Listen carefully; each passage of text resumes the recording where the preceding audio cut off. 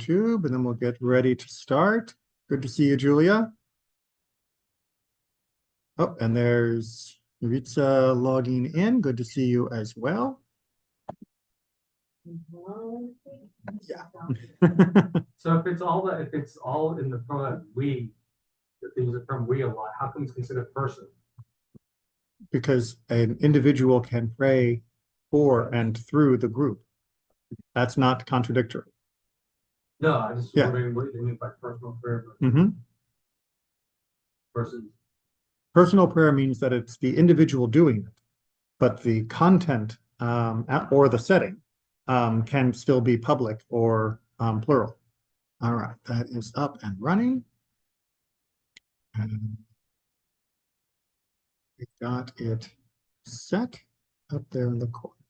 Okay, we are past 7 o'clock. We got to talking, and I'm afraid I got a little late on start time. Hello, hello. So we're going to go ahead and dive in. That's a little close, actually, because I need room to point. All right, we are picking up from where we left off, which, if you are in the Siddur, is page 19. And this is Psalm number 99. Now, this is finishing the series of Psalms, the 5 Psalms that began back when we started with Lachuna Ranana, and now we are bringing that cycle to its conclusion. And we can see that if you look at the full Psalm, there's many similar types of languages that we talked about, but we're going to focus just on the parts that are done out loud mostly, because I want to make sure that we have time to get through as much as possible of the interactive service as we can. So, Adonai Malach, Yikazu Amin, the Lord reigns, that good root Malach, as God reigning, the Amin, the nations will tremble. Little Hebrew pronunciation tip, whenever you see 2 of that vowel back to back, the 2 dots that are vertical, known as the shpa, the first one will be, quote, silent, year, we just don't make any vowel sound under that resh, and then we're going to make that little sound when we get to the gimel.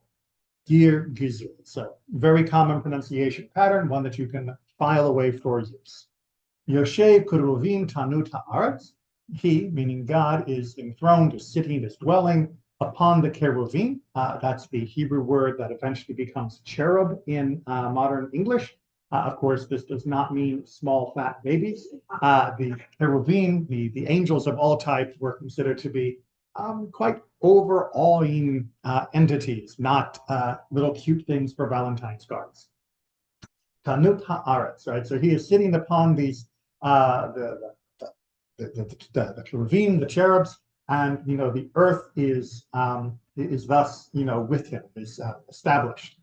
Adonai b'Tzion gadol, the Lord is great in Zion. Zion being stand-in both for the temple, Jerusalem, Israel, and the Jewish people. We often use that word Zion for any one or all of those levels of peoplehood. Ramhu al kol ha'am. And indeed, God is higher than above all of the other nations, all of the other people, meaning that God is God for the world, not only for us. We may focus on God as being the God of our nation, but we also recognize that God is the universal God of humanity as well. Usually we just do this to our nusach, that's the chanting melody that we talked about last week. Adonai malach yigezuhu hamin, yoshev kruvim tanut haaretz, Adonai b'tzion gadol, v'ramhu al kol ha'amin. You will notice that for many of these intros, there is an outro. That da da da da da, it sort of fades out, and that is a reminder that in the old days this was used as a announcement of where we were. People didn't have nicely uniform printed siddurim. You might have your own copy, but it would be handwritten, and the page numbers were going to be unique to yours. So the way you told somebody where you were in the service was by announcing the beginning and announcing the end by singing it out loud, because calling out page 12 wouldn't help anyone except you. So that is where this tradition really began. And it's also a reminder that we combined this public part as well as the private part. So these private moments of prayer or textual reading are very important. Just because the Shliach Tzibor, the person leading the service, goes quiet, Kol ha'amim, doesn't mean you just stare at the ceiling waiting for the next singing part. It means that you transition either in the Hebrew or the English or the commentaries on the page to help you get more from the rest of it. Okay, now for our purposes, we will be jumping ahead to page 20, and we're going to look at the last 3 lines. Usually this will be introduced as Romemmu. Like I said, we're not creative when we name things in Judaism. It's just the first word from the phrase that we're actually going to sing. And the words are Romemmu, Adonai Eloheinu. So that means exalt Adonai, our God, V'hishtachavu lahar kodsho, and worship at his holy mountain, which is of course a reference to Jerusalem. V'hishtachavu is that word for prostrating oneself. We talked about it in more detail when we went over the Aleinu in the Musaf section. In the old world, Hishtachavu, and this is 2,000 years ago, meant face down on the ground. That was one of the postures of prayer in the ancient world. Now we usually just bow. Ki kadosh Adonai Elohim, for Adonai is holy. And you can see there is a beautiful sort of symmetry to this phrase. And it's not surprising then that it's become a favorite for melodies. The one that we often do here is by Craig Taubman. And question first before we sing. Yeah. Where was that from? This is from Psalm 99, page 20, the final 3 lines. So the usual melody we do can be adapted. I had the benefit of Craig Taubman coming to my rabbinic school in LA, because he mostly worked in LA at the time. And he showed us that you can sing this fast, you can sing this loud, you can sing it slow, you can sing it soft, that you can sing it even while dancing, that there's a lot of adaptability to this. We'll do sort of the in-between of all of those, just to give you a basic idea. Maybe I'll do a second version to show you the flexibility. Romemmu Adonai Eloheinu v'hishtachavu lehar kodsho. Romemmu Adonai Eloheinu v'hishtachavu lehar kodsho. Ki kadosh Adonai Eloheinu Romemmu. Ki kadosh Adonai Eloheinu Romemmu. Romemmu Adonai Eloheinu v'hishtachavu lehar kodsho. Romemmu Adonai Eloheinu v'hishtachavu lehar kodsho. Ki kadosh Adonai Eloheinu Romemmu. Ki kadosh Adonai Eloheinu Romemmu. And then you can do it faster, or you can do it louder, or continue to go quieter. Why might you change up the melody even with the same, change up the tempo and the volume? Because you might be coming to Shabbat with a different feeling. And you might be coming to Shabbat exultant, and all that whole Romemmu is very powerful, and it gets the blood pounding, and that's how you want to sing it. Or you might be coming to Shabbat, barely making it across the finish line of the week, and you are still exalting God because you have made it this far, and you want to celebrate that, but you don't exactly feel like you are taking the victory lap. Instead, you want to just allow yourself that feeling of accomplishment that comes by just making it. And we celebrate both, or everything in between, and many other emotions as well. Just some of the flexibility that can go into a service. Hello. There we go. All right. Now we get to Psalm 29, which is on page 21. And Psalm 29 is number 6 in this series. And of course, that should be ringing some alarm bells, because how many days of the week are there? 6 plus Shabbat. And as Kabbalat Shabbat eventually got edited, because remember, this developed over the course of decades. Eventually, the most common variety was to have a psalm for each day of the week, then to do Lecha Dodi to welcome Shabbat directly, and then to do the psalm for Shabbat, Psalm 92, which we'll get to a little later. So this one then becomes number 6, it matches Friday, and of course Friday really is the celebration in the book of Genesis of everything that got made. Right, this is the Tov Me'od day, right? Right, all of creation. So we've been building up to that. We've also been letting go of that as we've gone through all of these psalms to this point for our celebration. The imagery that we find in this psalm is built really around power and majesty of the world, the natural world around us. The poetic structure is very tight. Adonai is mentioned 18 times, which of course is equal to the numerical value of Chai, and that is the word life.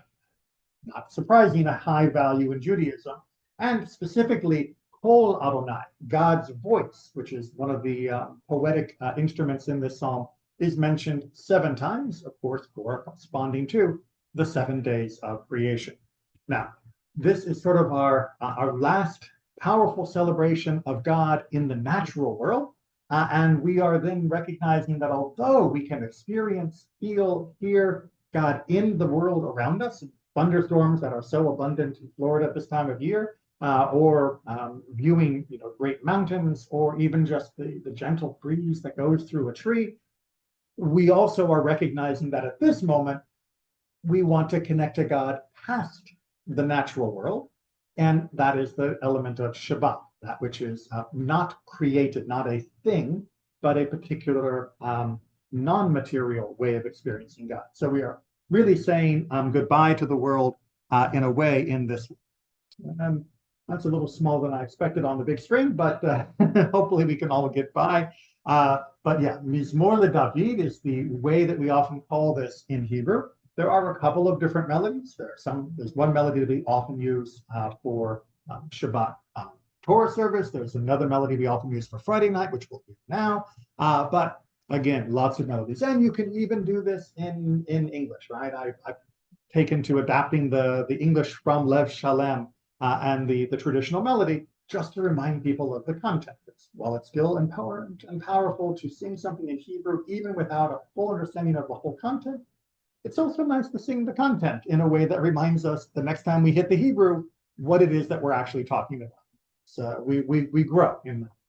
So let's do a quick run through of what it means, and then we will do the melody. Mizmor LeDavid, a psalm of David. Havu l'Adonai b'nei Elim, havu l'Adonai kavod ba'oz. Acclaim, right? Give to Adonai, or bring to Adonai, you children of the divine. Now, again, what are we talking about, the children of divine? Well, this actually would have been part of my lunch and learn today, except for the fact that my internet went out. So this word Elim or Elohim, these other words for gods, can also just mean the mighty. So this is either referring to all of the other divine forces, the angels of the world, saying that they too are celebrating God, or we are talking about the powerful among humanity, the high and mighty people, not necessarily the high and mighty non-people. Yes. So, Rabbi, the word havu comes from the word bow. Yes. How does that translate into a claim then? Word? So yeah, this is one of those ones where it is idiomatic. So havu is like cause to be brought, would be the clunky English way of literally translating it. But of course, that doesn't really make sense. So a cause to come, right? So would be the more rudimentary English. So it usually gets translated as a claim because of context. That over and over again, this seems to be used in phrases where we are calling for people to give praise, to give a claim. So idiomatically, it seems that that is like the way that the ancient Hebrews used the term. And language is fun. Words don't always mean the same thing in different layers of their conjugation. The best I can give you. Languages are different. And what are we making as an acclaim? Well, what we are doing is proclaiming God's glory and God's strength. Now, another way of putting this might be to attribute to, right? Cause God to have. these elements. So that is a way of proclaiming it or acclaiming it. That might be another way to get there linguistically. Is there a different word for God, like from? Well, yes, but you have to remember that one whole conjugation pattern in Hebrew is known as the causative binyan, the he-heel form, and we don't have a parallel in English because it's my favorite example is kotev is write, hichtiv is dictate. You're causing someone else to write. So we don't do that in English. We use the word dictate instead, but that's how Hebrew can work. Anyway, I don't want to go down the rabbit hole of grammar too much because I enjoy it too much and I will get caught there. So instead, let's get back to the generally accepted translation. Avu Adonai kavod shemo, and give a claim to Adonai, the glory of his name. Remembering, of course, that whenever we talk about God's name, we're not just saying God has a good name like it's a fun name. We're not saying God has a good name like a good reputation. We are saying God's name is God's essence, and indeed, all of this is due to God's essence. Let's remember, God's name is not accidental. I happen to have been called Joshua. I could have been called Frank or some other name. God didn't get to pick God's name. God's name is inherent to God's existence. So it's a little deeper than the rest of us. Ishtachavu, there's our bowing again, our worshiping. Ladonai b'hadrat kodesh, we should worship Adonai in the splendor of holiness. Kol Adonai al hamay, for indeed the voice of Adonai is upon the waters. El hakavod hirim, Adonai al mayim rabim, and this God of glory will thunder, and this God is our God Adonai is upon the many waters, or the great waters, meaning like the ocean. Kol Adonai b'koach, indeed the voice of Adonai is powerful, or has power, or is powerfully. Kol Adonai b'hadar, and the voice of Adonai also has this splendor or beauty that goes with it. God is not just, mighty. God is not just beauty and awe-inspiring in that way. God is both. Kol Adonai shover arazim, the voice of Adonai shatters cedars. V'yishaber et Adonai arzei Lebanon, for Adonai shatters the cedars of Lebanon. That's not Lebanon, a country. That is Lebanon, a region. It'd be like saying Appalachia. It's an area that is part of the ancient biblical world. Now it does map onto much of the modern state of Lebanon, but it's the great cedars in the hills of Lebanon is what it's referring to. And those were symbols of great strength and power. So if God is able to shatter them, then indeed God has great might. Again, Psalm 29 here is really emphasizing God's strength in the natural world. Vayarkidem kamo egel, and he will make them dance like calves, which if you've ever been to a place that has earthquakes, you'll know what it feels like when the mountains jump around like cows. It's not exactly a pleasant sensation, but it is a symbol of God's strength.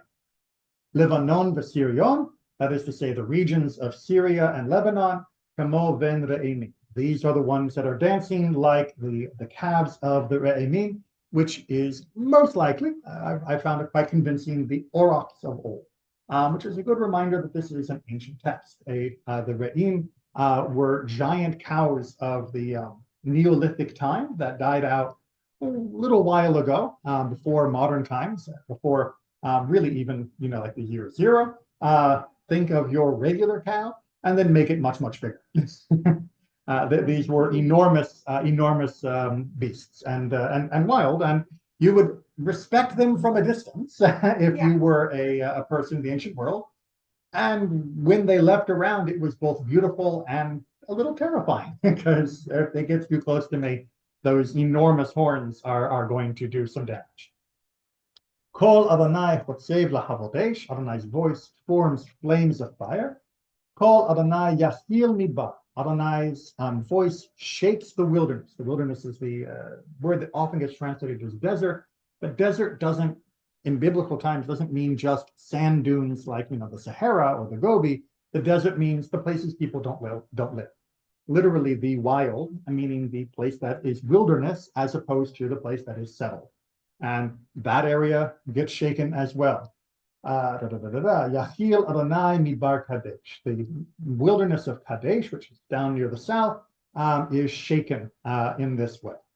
Kol Adonai Yeholel Ayalot. Adonai's voice makes hinds calf. So one of those great poetic idioms that doesn't probably feel natural to us today. The hinds were the animals, one of the animals, a deer-like animal in the ancient world, and they would go into labor. They would be caused to go into labor because of the tumultuousness of the world around them. Massive thunderstorms, earthquakes, the kind of thing that can bring labor on a little early, which is sort of what's going on in this discussion here. And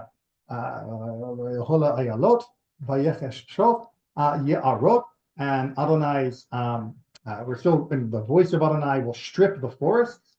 And in Adonai's sanctuary, everybody says glory or honor, meaning speaking of God's glory.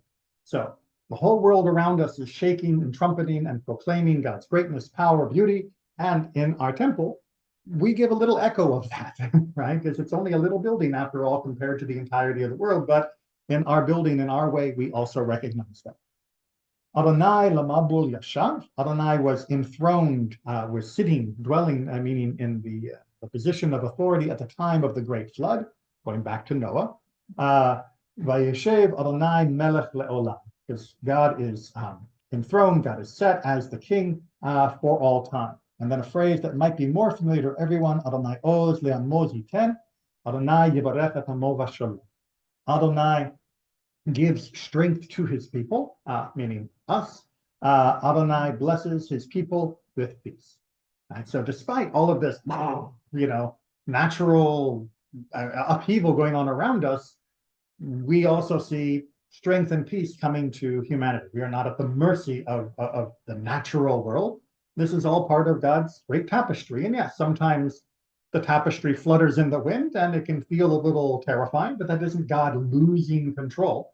That is just part of how the natural world works that God created. And we can still have enough strength to survive, and we can still find peace. We can still find that harmony to exist within this natural world. It is not our fundamental enemy. Which is how it was viewed in some of the ancient religions. It's how it's viewed by some people, even in the modern world. So it's a lot there, but we need to do the singing and move on, because I want to get through at least all of Kabbalat Shabbat tonight. So the standard melody that we use for Friday night is as follows. Mizmor David, Havul Adonai, B'nei Eli. Havul Adonai kavod va'oz, Havul Adonai kivod shmo, Ishtachavu Adonai behadrat kodesh. Ol Adonai alamayim, el hakavod ilim, Adonai amayim rabim. Kol Adonai b'koach, Kol Adonai be'adai, Kol Adonai shover harazim, V'yeshaber Adonai et arzei halvanon, Vayarkidem kemo egel Levanon, V'chirion kemo ven. Kemo ven re'emim. Kol Adonai hotzei lavotesh, Kol Adonai yachil midbar, Yachil Adonai midbar kadesh. Kol Adonai yecholel layalot, Vayechesov yarot, Uvechalot kulo. Kulo omer kavod, Adonai lamalbul yashav, Vayeshev Adonai melech be'olam, Adonai oz le'amod yiten, Adonai yivarech et amo v'shalom. Okay, so having built up all of this in creation, having let go all of this in creation, now we finally reach that moment that we talked about last week where we would greet Shabbat directly, that Shabbat is now ready to be welcomed, that we have done the work. It's like when guests are coming over to the house and, you make sure you wipe everything down, you clean the bathroom and you get all the junk in the living room out of the way and the coffee tables are clear, the kettle's on and everything's ready. Then the guest comes in, right? So everything we've done so far is all of that preparatory work. And now the guest of honor is here. Now Shabbat has finally arrived. That's what Lecha Dodi is meant to symbolize. Now, Lecha Dodi is a poem that was written in the 1500s by Shlomo Alkabetz. We know it was written by Shlomo Alkabetz because he put his name in it. The first letter of every stanza spells out his name.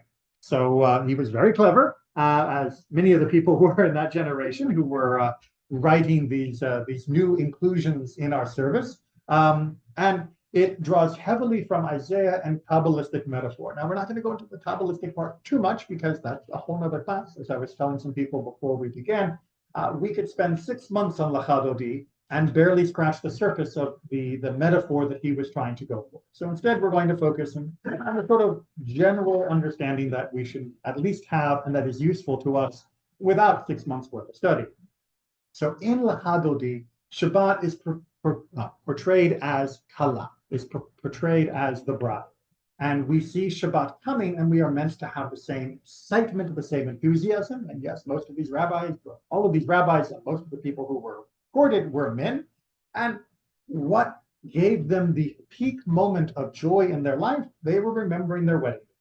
And they were remembering what it felt like to see their bride and to realize that they were about to become a loving couple together. And they said, that is the feeling that we want to capture for Shabbat as well. That when Shabbat arrives, we should feel it with the same joy that we felt when we stood under the chuppah for our wedding.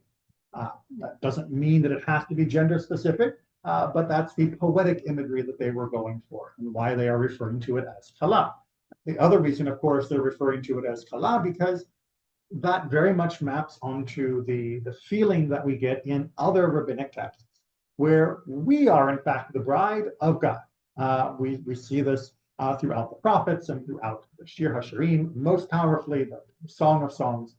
We are God's bride. So the imagery of the bride is well used throughout Jewish literature for our relationship with God. But you may have noticed now, we've actually added a third wheel. We've got us, we've got Shabbat, and we've got God. And in fact, that is how this phrasing works out. Lecha Dodi, come, my beloved, and we will greet the bride. Well, who is the beloved? Well, the beloved is actually God. More specifically, the beloved is the Shekhinah. The Kabbalists believe that there were different emanations of God, different ways of feeling God's presence and connecting to God. It's very complicated and gets real close to splitting God up into a pantheon, but you don't have to go that way, and you shouldn't. But the idea was the Shekhinah, the part of God that is most palpable to us, is actually in exile just like we are. And that it is more distant from the rest of God, if you will, during the week. But on Shabbat, they are reunified. Like I said, this is mystical stuff. This is Kabbalah stuff. It can get a little twisty. Try not to get the wrong end of the stick, but I want you to understand what Alkabetz was going for in this song.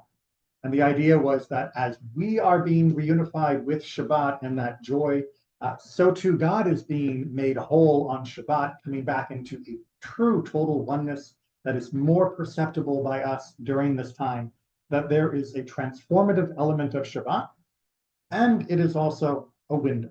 That through that moment of joy, through that moment of understanding, we are also getting a glimpse of what the world is supposed to be, of where we are meant to be headed.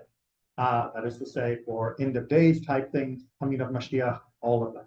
So a lot going on in Lecha Dodi. Again, we are not going to go through every single detail. We're not going to even translate all of it, although I'll have it up there for you because it is quite a long poem to go through line by line. And I want to make sure we have time to do everything I want to do tonight. So first of all, before we dive in, did I make any sense at all to anyone about my explanation? It is a little bit of, hard to get your head around because it's a very different way of looking at Shabbat. It's a very different way of looking at God. It's a very different way of looking at ourselves. What is this thing about reunifying with Shabbat? So there's a double element to that. So there is the element that we are Shabbat's partner, as mentioned in the Bereshit Rabbah quote on the previous slide. And so we are coming together with Shabbat like our bride, because all the other days of the week have their own partner, right? Sunday's got Monday, and Tuesday's got Wednesday, and Thursday's got Friday. But for Shabbat, odd one out, doesn't have any other day to go with. We are Shabbat's partner, right? The Jewish people are Shabbat's partner. So that's one element of the reunification. Kabbalistically, however, they're also Kabbalistically? What's that? That first explanation wasn't Kabbalistic? I would not say that first explanation was Kabbalistic. That's earlier Midrash. That's not so much mystical as it is just metaphorical for how we should view our relationship with the time of Shabbat. It may act like Shabbat is an individual, but it doesn't actually take that idea seriously. Right? It's not like Shabbat is walking around somewhere, wondering where its partner is. But the other element, the Kabbalists did believe, more literally and more mystically and more mysteriously for most of us, that of the different emanations of God, the Shekhinah in particular was in exile, that it was distant from the rest of God during the week, during the mundane time of the week, in a way that was different than on Shabbat when God snapped back together into full clarity. And that is a good way sort of thinking about it. It's almost like, do you all remember the magic eye craze back in the 90s and 2000s where they had those posters with all the dots on it? Mm-hmm. And if you just crossed your eyes just the right way, boom, it's a dot, right? You could see a three-dimensional object coming through.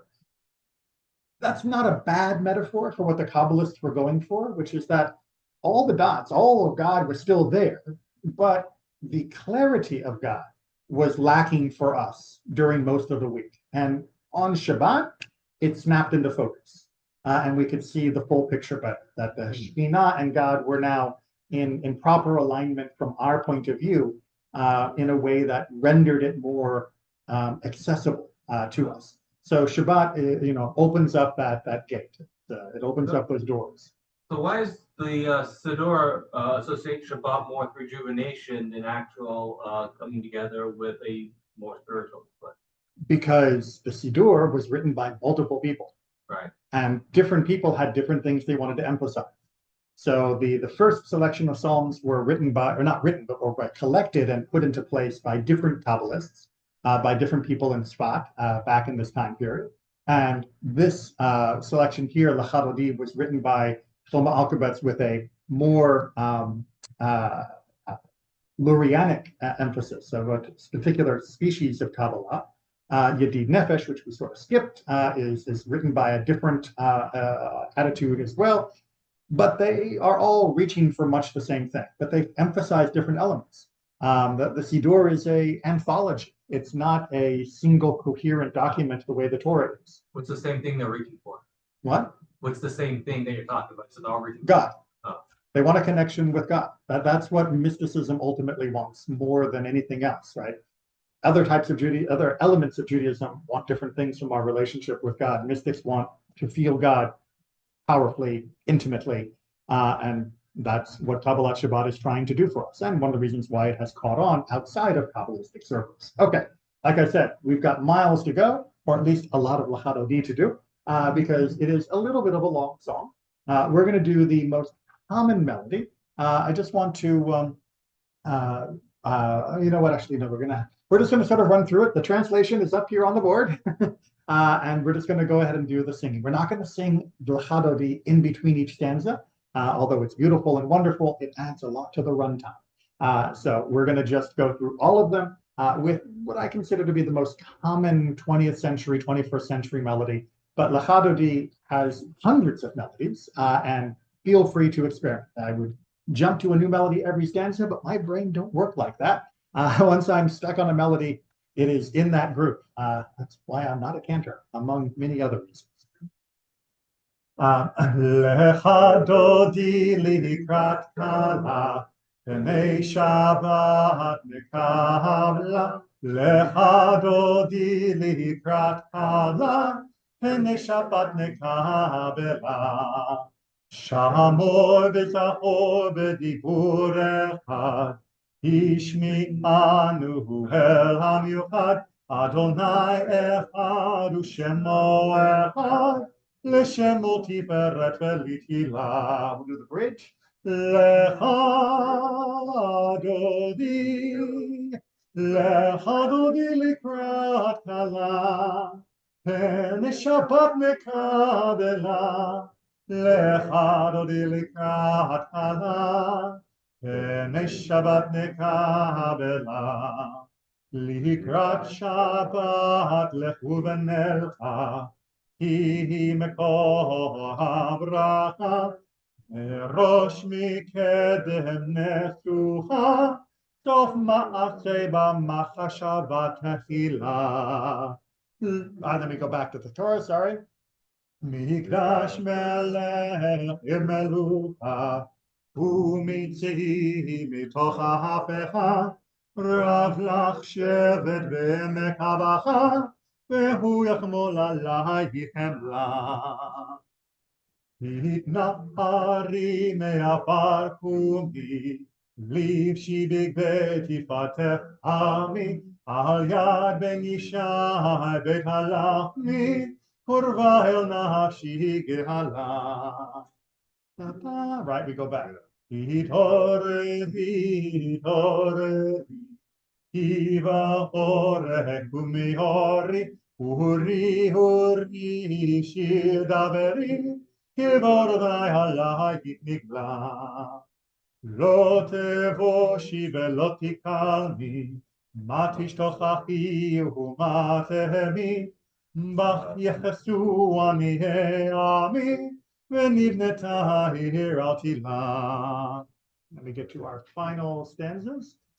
והיו לקשיסה שוסייך, ורחקו כל נבהייך, יסיס עלייך אלוהייך, כמסוס קטן על קלה. ימין ושמאל תפרוצי, ואת אדוני תעריצי, על יריש בין פרצי, Then it is customary at this point to physically rise and turn towards the entrance, symbolically welcoming Shabbat as bride into our midst, just as you would were you at a wedding ceremony.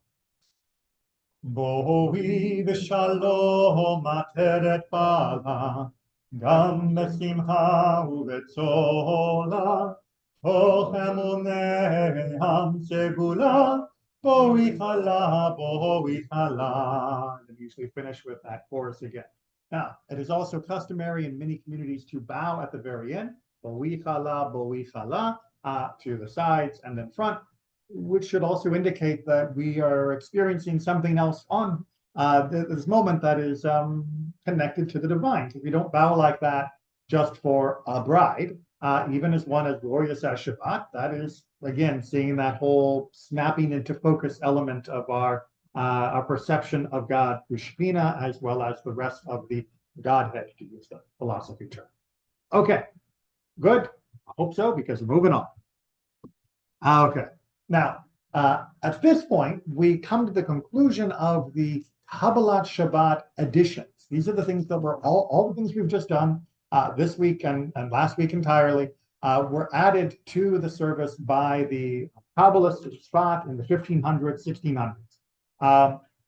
Then we are going to get into Psalm 92. You might know those melodies. Well, that is the official beginning, and that was always the official beginning going all the way back to much earlier days, because that is the Psalm of Shabbat. We're announcing Shabbat with that psalm.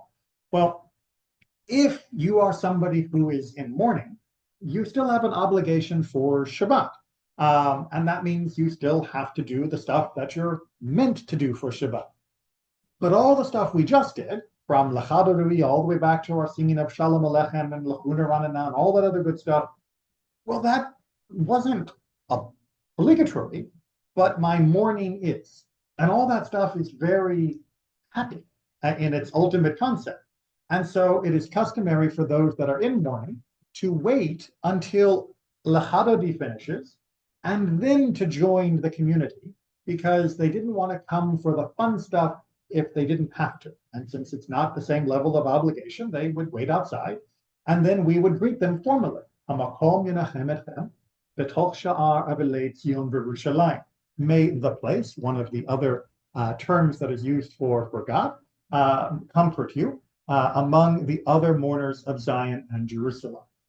So this is our official phrase of comfort that we offer in all contexts, but we do that here because we know this is the point when those that are in mourning would be joining the service because they hadn't come for the fun stuff prior to this point. And then, of course, we move on to Psalm 92. Everybody got that logic behind that transition there? So Psalm 92 is the Psalm of Shabbat. Literally, it's called, Mizmor Shir LeYom HaShabbat. It is the song of Shabbat, and yet it doesn't mention Shabbat except for the title. Kind of weird. It doesn't talk about all the other elements of Shabbat. We just saw Lecha Dodi do elements of Shabbat and God and all sorts of things there. Why doesn't it? Well, because it has a different point. It's a different purpose, right? It is talking about we celebrate God every day, not just on Shabbat, but that Shabbat in particular gives us this foretaste of Olam Haba, the world to come, with peace and with justice.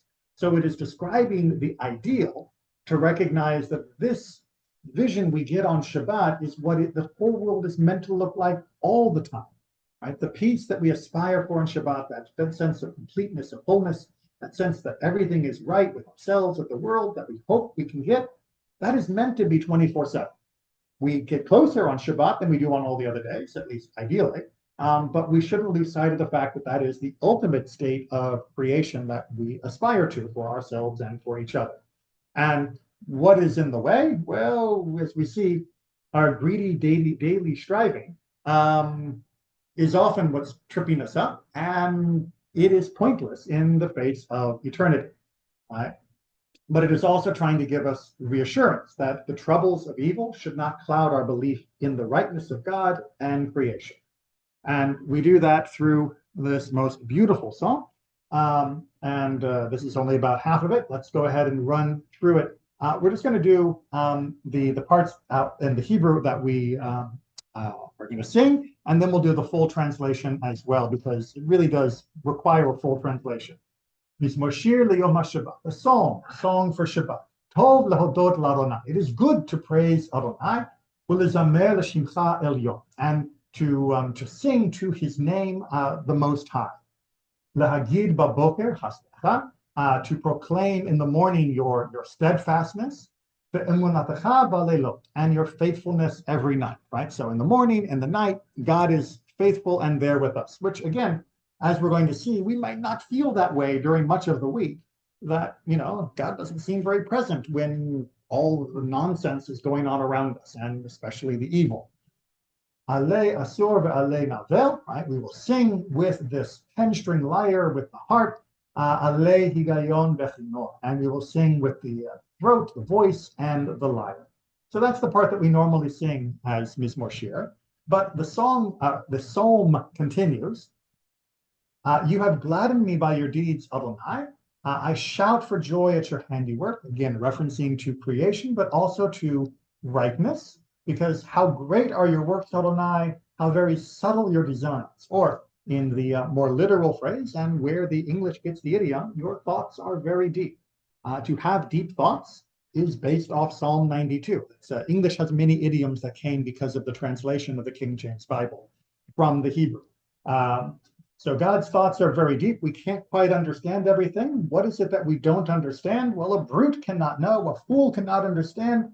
But though the wicked sprout like grass, which grows very fast, as we in Florida know, though all evildoers blossom, the flowers come very fast, it is only that they may be destroyed forever. They actually, Lehi Shamdan, they self-destruct, would be an even more literal translation, that they cause their own implosion. So yes, it looks like they are, wow, they're everywhere, they're thriving, but it is as fleeting and as transitory as grass or dandelions that come. They're there, like they weren't there yesterday, now they're there, but they're not going to be there much longer either. They come fast, which is startling, but they have no staying power. Instead, but you, meaning God, you are exalted, Adonai, for all time. Thus we can be reassured, surely your enemies, Adonai, surely your enemies perish, all evildoers are scattered. You raise my horn high like that of the Orach, again, our Re'im, those big cows. I am soaked in freshening oil. That was considered a good thing in the ancient world. I shall see the defeat of my watchful foes, hear the downfall of the wicked who beset me. And what will I then be attuned to know? That the righteous bloom like a date palm. Sadiq katamar yifrach. The Eretz Balbanon Niske, like the cedars, they will thrive. These are the same cedars of Lebanon that we talked about back in Psalm 29 that were so strong that God being able to overcome them was a sign of God's strength. Here, the fact that they're so strong is giving us strength for the metaphor of the righteous. Shetulim beveit Adonai. They are planted in the house of God. Bechatzrot Eloheinu yafrifu. They are in the courts of God. They are flourishing. Od inuvum b'seva. Even in old age, they will still be fresh or bountiful. Deshenim v'ranim yihiyu. And they are full of sap and freshness, which I guess if you're a farmer, means it's a pretty good thing. Personally, I've never worked around old enough trees to know what a good old tree looks like. But we've got a few growing in the garden, and hopefully, in another 20 years, I'll know what it looks like. Lahagid ki yashar Adonai, and then they will attest that indeed God is upright, He is yashar, He is straight, suri, my rock, below avlat habo, and there is no flaw, there is no imperfection with God. Okay, so let's do the melodies for these two sections, beginning with Mizmor Shir. Mizmor Shir leyom haShabbat, tov lehodot laAdonai, ulzamer l'shimcha elyon, ulzamer l'shimcha elyon. You can repeat that or not, but eventually we will continue. Lahagid baboker chastecha, ואמונתך בלילות, עלי אסור ועלי נבל, עלי היגיון בחינוך. Mizmor Shir, and then we go back to the opening lines one more time. Okay, so that's the beginning, and then for the end, when we sing Sadiq HaTamar, we usually use the full version. There is also a dance version that only covers the first couple lines of the section, but we'll do the long one. Sadiq HaTamar yifrach, ke'erez balvanon yizkeh, shetulim beveit Adonai, bechatzrot Eloheinu yafrifu. Od yenun b'seva, deshenim v'rananim yiyu, lehagid ki yashar Adonai, suri velo avlat habo. Okay, and then that brings us to the final section that we have before Kabbalat Shabbat, and its entirety is formally finished, which is Psalm 93. Psalm 93 emphasizes God's strength and in comparison to the raging sea. Now, the sea represents chaos in biblical poetry. In fact, water in general, while somewhat representing life, also represents the instability of the world. The ancients had a conception of the cosmology of the world, that there was water above that could pour down at any moment behind the firmament, behind the shell of the world, and that there was water underneath that could spring up at any moment, or that the whole world could shake because it was resting on a giant puddle of water. We see this most clearly in the story of Noah, where the water comes down from the windows of the sky and comes up from the springs underneath, and between the two of them flood the entire world. That's the chaos. That's the tohu vavohu. That is the disorder of the world that all of creation is seeking to stop. That the world is not chaotic and unpredictable and uncontrollable and just a nightmare for humanity to suffer through and then leave when they get to die, but instead that creation has been tamed. The great monsters of the deep are okay, right? The behemoths are not trampling the villages. That we are in a stable world thanks to God. And so Psalm 93 comes as this final transition towards our formal service to remind us of that and to remind us that no matter the storm, God is with us. Which is why when we get to the words of this, it's really off center, we say God is sovereign and robed in grandeur. God is robed and girded with strength. The idea was, of course, in the ancient world, when you had like tunics and cloths and robes and wasn't exactly togas, but it was, think your good, movies of Moses and all of that, that you would often have flappy bits all around. And when you wanted to actually get down to work, much like you might roll up your sleeves in the modern world, being girded meant you tied your belt and you tied any loose bits securely so that you could get down to business. So when we say God is girded with strength, it means God rolled up his sleeves and he got the world stable, right? That we are not living in chaos. The world stands firm, it cannot be shaken.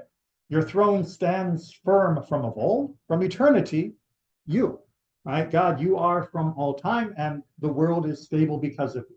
And then we get the counterpoint. The oceans sound Adonai, or roar, whichever way you want to refer that. The oceans sound its thunder, the ocean sounds its pounding. It's a very rhythmic, poetic device. And you can hear that great crashing, especially like a storm ocean. If you've ever been near the ocean during a storm, draw that to mind. But above the thunder of the mighty waves, more majestic than the breakers of the sea, is God, majestic on high. Whatever you may think of chaos in the world around us, it is piddling. It is a drop in the bucket compared to God. Instead, your decrees are indeed enduring. Decrees, of course, is that the world should have form and be orderly. Holiness, therefore, befits your house, Adonai, for all times. Now, sometimes we will read this in English. Sometimes we will do this in Nusach. I have not come across a good song type melody. If anyone happens to know one, send it my way, because I always love to find new songs for different parts of the service. But if we're going to do this in Nusach, it would sound something like this, remembering that there's room for improvisation. So every time you chant something, it can be a little different. Adonai malach ge'uhut lavesh Adonai osif hazar, ach tikon tevel baltimo, nachon kisacha mehaz meolam ata, naspun rot Adonai, naspun rot olam, yisu naharot toch yam, mikolot mahim rabim, aririm mishpereyam, adir bamarom Adonai, edotecham nemnuhu mehod, Levet Hanava Kodesh, Kodesh Adonai Lehorech Yamim. Again, you can do that in a variety of ways. That would just be one version using the Nusach. Okay. Questions? Okay. Next week, we are going to pick up with Barhu, and that will put us onto our formal service. This is the part that was considered obligatory in rabbinic literature. Kabbalat Shabbat has kind of become obligatory for most communities at this point. I will also point out that in between Kabbalat Shabbat and the Barhu, it is very common in different communities to either read a piece of text. We usually do that in the form of having the sermon here. It is also in some communities, they will do Kaddish de Rabbanan if they read a formal piece of rabbinic text. And most will also do a mourner's Kaddish at this point, as again, a marking at the end of one portion of a service before the formal beginning of another. Kaddish, like I said, when we studied Musaf, is always used as a demarcation line between different services. It's really a way of recentering ourselves with a familiar piece of text that reminds us of both the potential and the limits of all the words that we might be through. So we'll pick up with Barhu. You'll also find that what we do on Friday night mirrors in large part what we do on a weekday night. So there are many elements there that we do every day of the week when it comes time for a service in the evening. So it's not only useful for Friday night, however, the melodies that we will do will be Friday night melodies. All right, thank you to all of our Zoom friends and anyone watching on YouTube.